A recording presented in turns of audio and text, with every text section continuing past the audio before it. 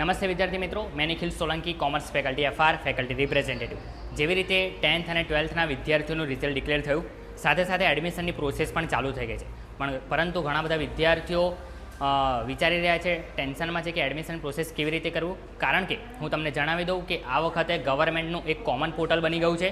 તો દરેક વિદ્યાર્થીએ જો યુનિવર્સિટીમાં એડમિશન લેવું હોય, એટલે કે ગવર્મેન્ટ યુનિવર્સિટીમાં એડમિશન લેવું હોય, તો બધા જ વિદ્યાર્થીઓએ એક જ વેબસાઇટ છે, તેના પર રજિસ્ટ્રેશન કરવાનું છે અને તે વેબસાઇટનું નામ છે GCAS નામની વેબસાઇટ પર દરેક વિદ્યાર્થીએ રજિસ્ટ્રેશન કરવાનું રહેશે।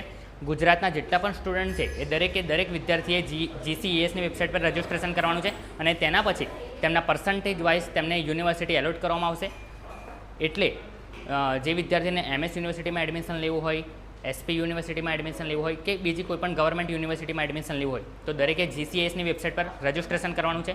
તેના પછી MS યુનિવર્સિટી દ્વારા એક ક્રાઇટેરિયા ડિક્લેર કરવામાં આવશે। તે ક્રાઇટેરિયા પ્રમાણે પર્સન્ટેજ ડિક્લેર કરવામાં આવશે। તે પર્સન્ટેજ પ્રમાણે વિદ્યાર્થીઓને કઈ યુનિવર્સિટીમાં એડમિશન મળશે। MS યુનિવર્સિટીમાં એડમિશન મળશે તો MSમાં એડમિશન મળશે તો કઈ બિલ્ડિંગમાં એડમિશન મળશે। કારણ કે બીકોમની વાત કરીએ તો બીકોમમાં 4 બિલ્ડિંગ છે, main building, unit building, girls building અને પાદરા। એવી રીતે કઈ બિલ્ડિંગમાં એડમિશન મળશે તેનું ક્રાઇટેરિયા 1-2 અઠવાડિયા પછી ડિક્લેર કરવામાં આવશે। તે મેં મારા Instagram page MSFR Nikhil Solanki પર અપલોડ કરીને તમને જણાવીશ। પરંતુ હમણાં હાલ પૂરતી તમારે ખાલી ઓનલાઈન રજિસ્ટ્રેશન કરવાનું રહેશે। તો ઓનલાઈન રજિસ્ટ્રેશન કરતી વખતે તમારે કઈ વસ્તુઓનું ધ્યાન રાખવું તો હું જણાવી દઉં કે જે વિદ્યાર્થી SC, ST અને OBCમાં આવે છે, તો SC, ST, OBCના દરેક વિદ્યાર્થીએ પોતાનું કાસ્ટ સર્ટિફિકેટ નીકાળવાનું રહેશે। જો તમારું કાસ્ટ સર્ટિફિકેટ હશે તો જ તમારું SC, ST, OBCના બેઝ પર એડમિશન થશે, નહીં તો પછી તમારું જનરલના બેઝ પર એડમિશન કરવામાં આવશે। અને OBCના વિદ્યાર્થીઓ માટે ખાસ તમારે કાસ્ટ સર્ટિફિકેટ પણ નીકાળવાનું રહેશે અને સાથે સાથે નોન ક્રિમિલિયર સર્ટિફિકેટ પણ નીકાળવાનું રહેશે। ફરી એક વખત હું જણાવી દઉં, નોન ક્રિમિનલ નહીં, નોન ક્રિમિલિયર સર્ટિફિકેટ નીકાળવાનું રહેશે।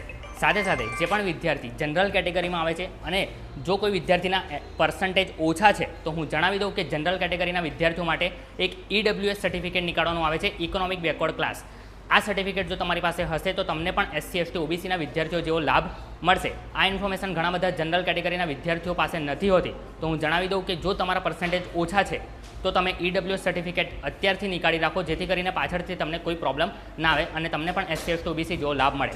તો ફરી એક વખત SC, ST, OBCના વિદ્યાર્થીઓ માટે કાસ્ટ સર્ટિફિકેટ કમ્પલસરી છે અને OBCના વિદ્યાર્થીઓ માટે કાસ્ટ સર્ટિફિકેટ અને નોન ક્રિમિનલ સર્ટિફિકેટ નીકાળવાનું રહેશે। જનરલ કેટેગરીના વિદ્યાર્થીઓ માટે EWS સર્ટિફિકેટ નીકાળવાનું રહેશે। અને હાલ પૂરતી તમારે GCAS નામની વેબસાઇટ પર રજિસ્ટ્રેશન કરવાનું છે, તો તમે અત્યારે ઓનલાઈન રજિસ્ટ્રેશન કરાવી દો। તેના પછીની જે પણ અપડેટ હશે હું મારા Instagram page MSFR Nikhil Solanki પર જણાવીશ, જેથી કરીને તમને દરેક અપડેટ મળતી રહેશે। જો કોઈ વિદ્યાર્થીને મુશ્કેલી હોય તો તમે મારો કોન્ટેક્ટ નંબર વિડીયોના ડિસ્ક્રિપ્શનમાં લખેલો છે, તેના પર તમે મારો કોન્ટેક્ટ કરી શકો છો।